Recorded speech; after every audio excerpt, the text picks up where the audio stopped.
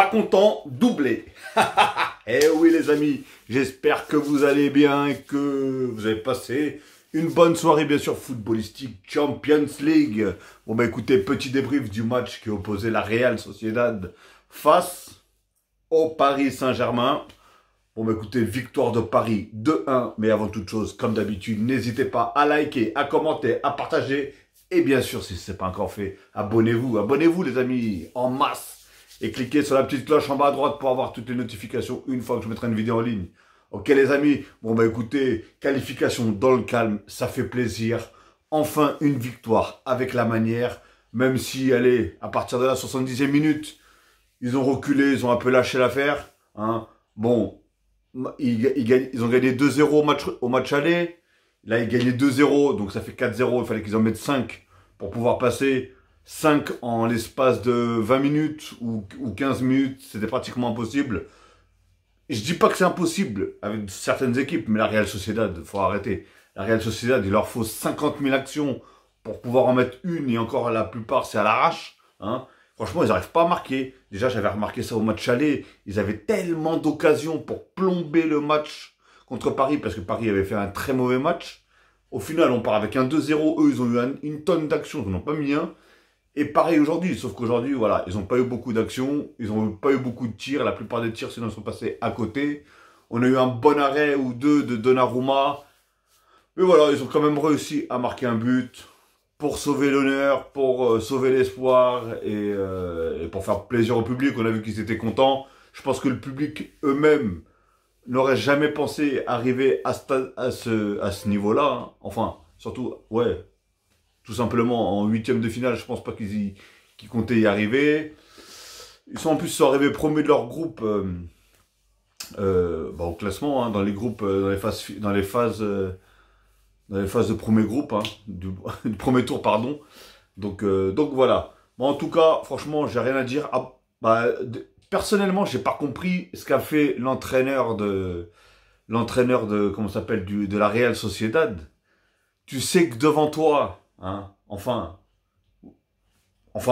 l'attaque adverse, t'as une Ferrari, une Porsche et un Lamborghini. Mais toi, tu fais quoi? Tu mets ta défense tellement haute. Hein. Déjà, le pressing, il a été ridicule aujourd'hui par rapport à la dernière fois. La dernière fois, ils avaient fait un bon pressing. Et en plus, le PSG avait tellement mal joué. Ils rataient toutes leurs passes, tous leurs contrôles, etc. Aujourd'hui, c'était du net précis. C'était d'une qualité. Ça faisait longtemps que je n'avais pas vu ça à Paris. Hein. Sortie de balle, magnifique. Les contrôles, magnifiques. Les passes, magnifiques. Pratiquement tout était magnifique. Même si je trouve qu'il manquait pas mal d'actions par rapport à ce qu'ils ont montré dans le jeu. En tout cas, Paris, il manquait quand même pas mal d'actions. C'est bien dommage, mais en tout cas, voilà. En tout cas, il n'y a rien à leur reprocher. On va faire joueur par joueur, comme d'habitude. Pardon. Oh, voilà. Donc, je regarde la composition. Et bien sûr, on va commencer par Donnarumma. Bon, Donnarumma, aujourd'hui, il est un peu au camping. Hein, il n'a pas eu grand-chose à faire. À part, comme je vous ai dit, peut-être les 15-20 dernières minutes. Où est-ce que... Voilà, il y a eu quelques petites actions, quelques frappes. Mais sinon, en gros, il était un peu au chômage aujourd'hui, Donnarumma. Mais de toute façon, en même temps, il y avait une bonne défense. Tout était complet aujourd'hui. Franchement, il n'y a rien à dire. Même si je vous cache pas, pas la compo, mais la tactique de Luis Enrique, je l'ai strictement pas compris. Mais en tout cas, elle avait l'air de marcher. Je suis pas sûr que ça marche avec tout le monde, mais en tout cas, aujourd'hui, elle avait l'air de marcher. Donc, et d'ailleurs, j'ai pas compris aussi la Real Sociedad. La Real Sociedad, leur meilleur joueur, il joue à droite. Hein.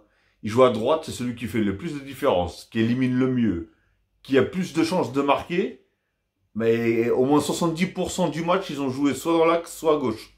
Ils n'ont pas joué du bon côté. Donc, je sais pas si c'était fait exprès ou pas. Mais voilà. En tout cas, rien à dire. Hakimi a fait un très bon match aujourd'hui. Défensivement, il n'a pas eu grand chose à faire, mais en tout cas, il était présent. On a vu qu'il était beaucoup situé au niveau du milieu de terrain. Parce qu'on a eu un milieu de terrain aujourd'hui, on était 18 hein, au milieu de terrain, j'ai l'impression. Et franchement, rien à dire. Il a fait son match. Nickel. Beraldo, très bon. Beraldo, aujourd'hui, je l'ai trouvé très bon. En tout cas, il est beaucoup mieux que sur l'aile gauche, comme il l'avait mis au début Luis Enrique. Et on a vu qu'il apporte beaucoup, même si à la fin, Bah, le but, je sais pas, j'ai pas compris pourquoi il a tourné son dos. Mais voilà, il l'a mis un peu. Je sais même pas si d'ailleurs c'est compté contre son camp ou si si ça a été pris en compte pour le joueur qui a tiré, donc je sais pas du tout. Mais en tout cas, sinon dans l'ensemble, il a fait un beau match. Hernandez, beau match aussi, franchement pas mal. Et même, hein, même quand ils ont retiré Mendes pour mettre, qu'est-ce qu'ils ont mis derrière? Ah oui, Danilo. Et du coup, ils ont mis Lucas Hernandez sur le côté gauche. Et je l'ai trouvé aussi bon, hein. Franchement, même si dernièrement c'était un peu moins bon, il était moins au niveau. Et là, je dirais que c'est la Champions League qui, ça réveille. Ça réveille tout simplement. En tout cas, voilà, Lucas Hernandez, pareil. Franchement, pour moi, ils ont tous fait pratiquement un bon match, hein. Nuno Mendes, bon, on voit que c'est son retour, hein. On voit que c'est un retour de 10 ou 11 mois d'absence. On voyait que niveau puissance, niveau explosivité, et trucs comme ça, on voyait qu'il traînait un petit peu la patte. Mais sinon, dans l'ensemble, ça va. Franchement, il a fait quand même un match. Je vais pas dire un très bon match ou un bon match. On va pas non plus abuser parce que voilà, il a fait des passes de l'adversaire, des chandelles qu'il mettait, etc. On n'est pas habitué à ça parce qu'on sait que techniquement, balle au pied, même à un moment il l'a prouvé, balle au pied, il est très fort. Et c'est pas habituel ce genre de truc qu'il fait. Donc ben, on peut pas l'en vouloir. Voilà, il revient vraiment de blessure. Il a très peu joué. Il a joué, je crois, le dernier match, il a joué peut-être une mi-temps ou même pas. Il est peut-être rentré 20 ou 30 minutes. Là, pareil, il a fait un peu plus que la mi-temps. Voilà, il est sorti. Je pense que voilà, faut le laisser prendre le temps. Et voilà, le mec, il vient à peine d'arriver de 11 mois. Il se retrouve en Champions League direct. Ça doit être assez compliqué quand même. Donc voilà. Zaïre Emery, il a été bon. Moi, je l'ai trouvé bon. Dans le milieu, très fort. Gainage à fond. On a vu qu'il se laisse pas faire. Physiquement, il est vraiment gainé. Il est gainé, ce jeune. Franchement, il est incroyable. T'as l'impression que tu peux même pas le faire tomber. Franchement, c'est très dur de le faire tomber. Surtout quand il est à l'arrêt. Après, quand il court, forcément, n'importe qui, tu le pousses, il tombe, hein. Mais quand il est à l'arrêt et quand il met son corps en gainage, là, franchement, très compliqué de lui prendre la balle. Mais sinon, dans l'ensemble, voilà, il a fait quand même pas mal de choses. Même si j'ai pas compris la dernière occasion qu'il a eue là, pourquoi il l'a pas mis à Mbappé, hein. Mais, euh, mais bon, dommage. C'est pas grave. En tout cas, voilà. Pour moi, il a fait son bon match. Il a fait ce qu'il fallait. Vitinha, bah, depuis qu'ils l'ont fait redescendre, comme ils ont vu au match aller, au moment où ils l'ont fait redescendre, ça tournait un peu mieux. Là, ils l'ont fait redescendre, Vitinha. Et franchement, très bien. Nickel, nickel chrome, très bon. Y a rien à dire. Même Fabien Ruiz, d'habitude, je le critique quand même assez souvent. Et là, j'ai trouvé qu'il a pas été mauvais. Il a été bon dans ses prises de balle, dans ses contrôles. Il a pas trop fait ce qu'il avait tendance à faire, jouer vers l'arrière. Là, il jouait quand même assez vers l'avant. Donc, franchement, nickel. Mais je vous dis, hein, le pressing de la Real Sociedad, je sais pas s'ils ont voulu faire comme la dernière fois, mais c'était complètement raté. Et surtout qu'il y avait un fossé, j'avais l'impression qu'il y avait un fossé entre la défense et le milieu et l'attaque. Il y avait, je sais pas, c'était pas coordonné, c'était tant mieux en même temps, hein. Pour nous, tant mieux, hein. Mais en tout cas, on félicite quand même la Real Sociedad pour leur parcours. Ils ont fait quand même un beau parcours, faut dire ce qui est. Mais c'était pas personnellement, c'était pas une équipe qui méritait d'aller plus loin. Réellement, hein. Surtout ce qu'ils ont fait montrer. Et là, en 2 matchs, on a vu que, voilà, leur limite, elle était plus que dépassée. Dembélé, je l'ai trouvé, il a joué à un poste. Un poste, non, je peux pas dire un poste. Il a fait 6 postes au moins. Il a joué 6 postes, le mec. Je le voyais, milieu, 9, redescendre, aller à gauche en défense, à gauche au milieu, à droite, en défense. Non, pas à droite en défense, mais à droite de temps en temps, mais beaucoup milieu et gauche. Parce qu'en même temps, à droite, il y avait Hakimi qui montait beaucoup, donc il n'y avait pas besoin, il y avait pas besoin de lui. Mais moi, personnellement, voilà, je trouve qu'il a fait son match, en tout cas. Je trouve qu'il a fait son match, il a beaucoup couru, il a fait un énorme volume de jeu aujourd'hui, mais je le préfère à droite. Qu'on le veuille ou pas, je le préfère à droite. On m'enlèvera pas. Lui, c'est Monsieur Espace, c'est un peu comme Mbappé. Tu lui donnes des espaces, pardon. Bah allez, fin de la discussion.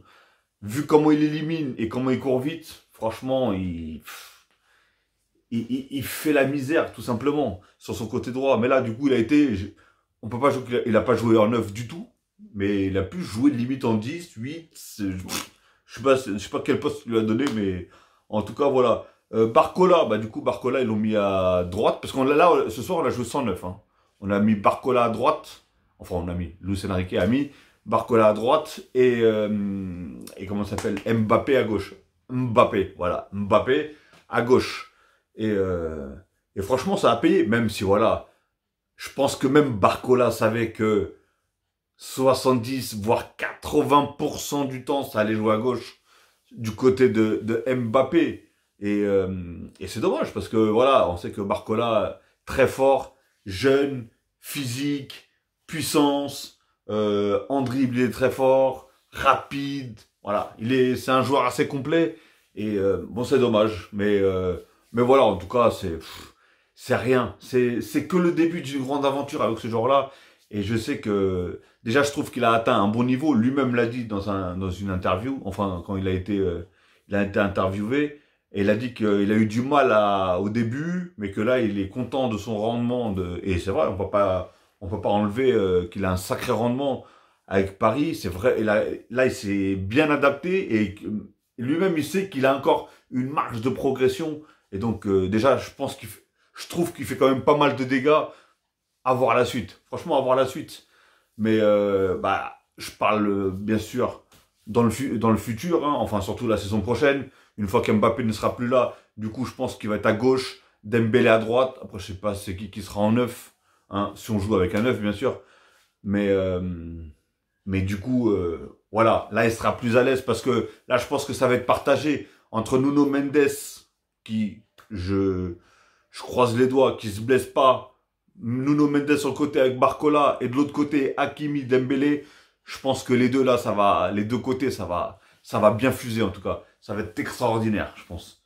Mais voilà, après, je parle pas par rapport au départ de Mbappé ni rien. Et donc d'ailleurs, je vais même parler de lui là. Franchement, je l'ai trouvé très en jambes, collectif. Euh, voilà, je l'ai trouvé bon aujourd'hui. On peut pas lui enlever, trouver bon. Et comme il dit souvent, bon d'habitude, il dit plutôt pas content, triplé. Bon là, je dis pas content, doublé. Il aurait même presque pu le mettre le triplé il aurait eu les passes qu'il fallait. Hein. Enfin, si on lui aurait mis les passes comme par exemple Zaïre Emery, et je sais pas, je crois qu'à un moment c'était Hakimi, je crois. Mais bon, bref. En tout cas, il met un très beau but. Le premier, il est magnifique, le but. Et bah, le deuxième, il a fait une petite spéciale. Hein. Il l'avait déjà fait contre je ne sais pas qui. Bah, d'ailleurs, je me demande si c'est pas... Ah non, non, c'était pas au match aller, mais bon, je sais pas. En tout cas, ce but-là, il a déjà été... le même but, il a été mis par lui. Mais en tout cas, voilà. Mais, c'est du pain béni pour lui. Franchement. Et je vous ai dit, que ce soit Mbappé ou Dembélé, tu l'aurais mis à gauche Dembélé. D'ailleurs, j'ai pas compris Luis Enrique, qu'est-ce qu'il a fait quand il est rentré... pardon, King Kong Ling, là, quand il l'a fait rentrer, j'ai pas compris pourquoi il l'a pas mis à la place de Dembélé et Dembélé l'aurait pris, il l'aurait mis à droite. J'ai pas compris pourquoi il a mis King Kong Ling là à droite. Franchement, moi je préfère voir Dembélé personnellement à droite. Donc, mais voilà, une défense aussi haute avec des joueurs aussi rapides, mais il faut être complètement dingue. Je sais pas s'il il a vraiment regardé les vidéos ou quoi que ce soit, ou peut-être il a cru qu'Mbappé il allait pas jouer ce soir. Je sais pas du tout, mais voilà. Et Mbappé, tout ce que tu lui demandes, c'est les espaces. Tu les mets en profondeur, c'est allez, cadeau. T'as vu qu'en une accélération, il a bouffé le joueur. C'est plus compliqué pour lui quand, bien sûr, la défense est très basse, ça joue assez compact. Oui, là c'est un petit peu plus compliqué pour lui, on le sait. Mais voilà,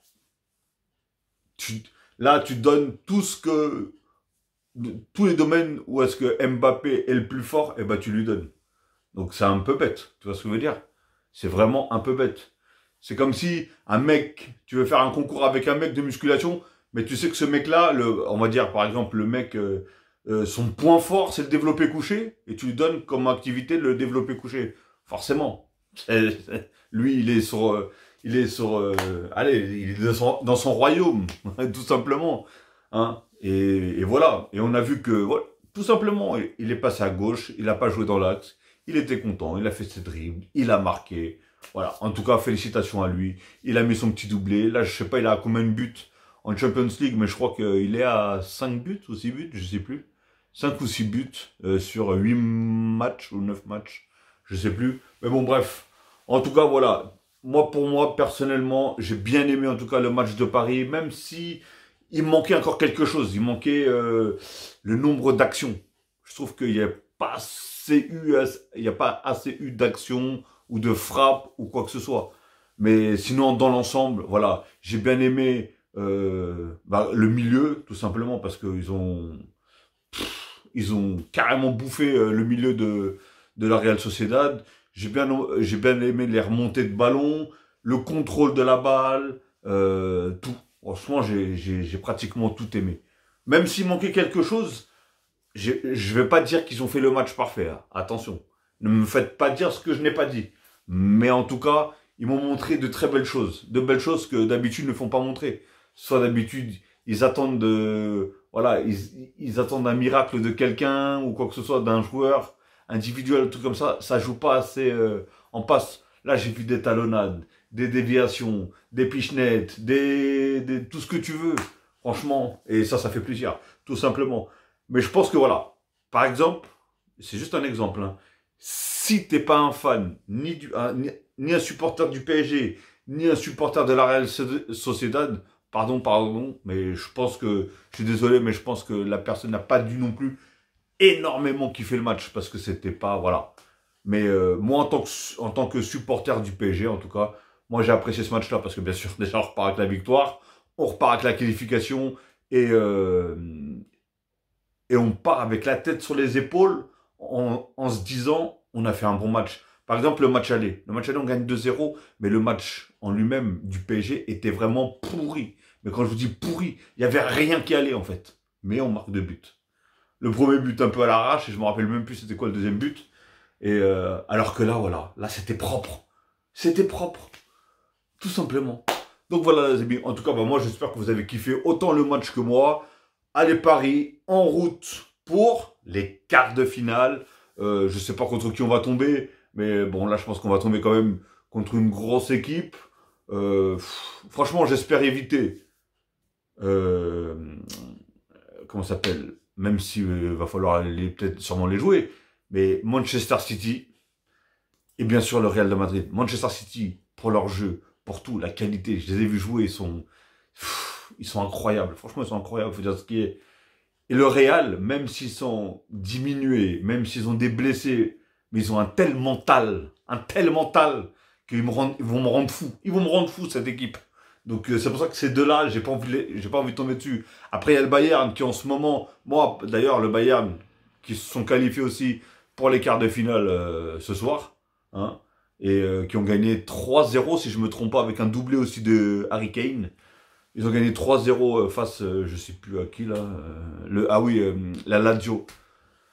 Donc voilà. Donc attendons maintenant la suite. Hein. Moi je dis le Real de Madrid, mais je sais pas ils ont gagné combien au match aller face à Leipzig. Et là d'ailleurs je crois que c'est au Real, donc ça sera peut-être un peu plus compliqué pour Leipzig. Après dans le foot on peut s'attendre à tout, mais je vous dis cette équipe elle a un mental, elle est incroyable. Franchement c'est ils peuvent avoir 50 000 blessés, ils peuvent jouer avec les U16, les gars ils vont avoir un mental, ils vont réussir à gagner, ça m'énerve. Donc voilà les amis, allez, je vais pas m'attarder plus longtemps dans cette vidéo, ça fait presque 20 minutes déjà que je fais que jacter, et je sais que je suis tellement excité quand c'est PSG qui joue et qui gagne, et en plus qui se qualifie, et qui joue bien, hein, parce que d'habitude je suis toujours là, en train de dire victoire, mais là il n'y a pas de mais, ils ont gagné, ils ont chicoté, voilà, même si voilà, c'était pas là, il a une grande équipe en face, hein, faut dire ce qui est. La Real Sociedad était un petit peu à l'arrache, tout simplement. Mais voilà, les amis. Moi, écoutez, je vais vous souhaiter en tout cas une très très bonne soirée ou une très bonne journée. Tout dépendra alors que vous allez regarder cette vidéo. Et je vous dis à demain, les amis. À demain pour un petit débrief. Je vais sûrement regarder Leipzig contre le Real de Madrid. Donc, on verra si ça vaut le coup de faire un débrief ou pas. Tout simplement. Ok? Allez, prenez soin de vous, prenez soin des vôtres. Et bien sûr, bon courage à ceux qui vont travailler demain. Tchuss les amis et allez Paris!